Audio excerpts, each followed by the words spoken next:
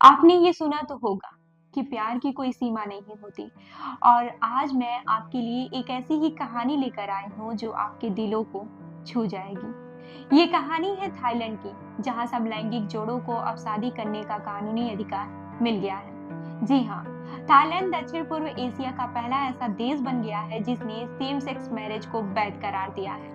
इस फैसले के बाद से देश भर में जश्न का माहौल है। लोग सड़कों पर आकर इस जीत का जश्न मना रहे हैं। वहीं आपको मैं बता दूं कि थाईलैंड ने LGBTQ+ समुदाय के हक में ऐसा कदम उठाया है जो न सिर्फ देश में बल्कि दुनिया भर में चर्चा का विषय बन गया है। यहाँ के राजा और संसद ने एक ऐसा कानून पास किया है जिसने हजारों लोगों के चेहरे पर मुस्कान ला दी है।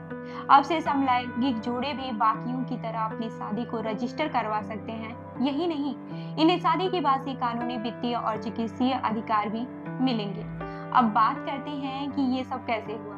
दरअसल पिछले साल थाईलैंड के राजा ने इस कानून को हरी झंडी दी थी। इसके बाद से सरकार ने संसद में इसे पेश किया और विधेयक पारित होने के बाद से इसे लागू कर दिया।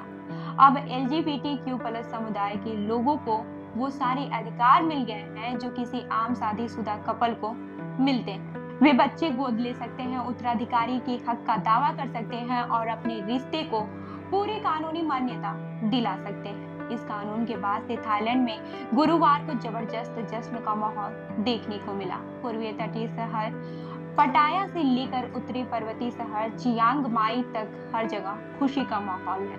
बैंकॉक के बीचों बीच सियाम पैरागॉन मॉल में एक सामूहिक शादी का आयोजन हुआ। खास बात यह है कि इस शादी में कम से कम 200 समलैंगिक जोड़ों ने रजिस्ट्रेशन करवाया। ये नजारा इतना खूबसूरत था कि वहां मौजूद हर किसी की आंखें खुशी से चमक रही थी। वहीं थाईलैंड के इस फैसले को लोगों ने दिल खोलकर स्वीकार किया है। एक ट्रांसजेंडर महिला ने बताया कि वो अपने 22 साल के बॉयफ्रेंड से शादी करना चाहती थी, लेकिन कानूनी बाधाओं के कारण ये मुमकिन नहीं हो पा रहा था। अब जब ये कानून लागू हो गया है तो उनका सपना सच होने जा रहा है। वहीं एक अन्य व्यक्ति ने CNN से बातचीत में कहा कि मुझे ऐसा लग रहा है कि जैसे मेरा जीवन अब बदलने वाला है। मुझे अब किसी के सामने अपनी पहचान छुपाने की जरूरत नहीं। वहीं आपको मैं ये भी बताते चलूं कि थाईलैंड के प्रधानमंत्री पैटोगटान सिनावांत्रा ने इस फैसले को देश की बड़ी सफलता करार दिया। उन्होंने LGBTQ+ कपल्स को अपने ऑफिस में बुलाकर उनसे मुलाकात की और कहा कि थाईलैंड अब प्यार और विविधता को अपनाने के लिए पूरी तरह से तैयार है। इस कदम से थाईलैंड ने दिखा दिया कि वो दुनिया के सामने एक मिसाल पेश कर सकता है। लेकिन वहीं अब एक सवाल यह उठता है कि क्या भारत और बाकी देशों को थाईलैंड से सीखने की जरूरत है।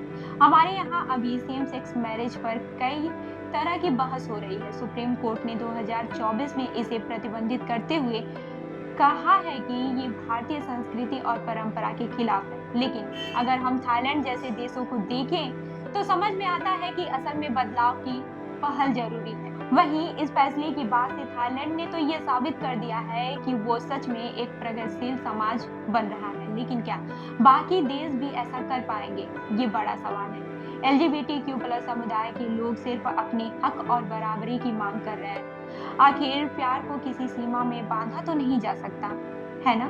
तो ये थी थाईलैंड की एक ऐतिहासिक कहानी जिसने लाखों लोगों को जश्न मनाने का मौका दिया।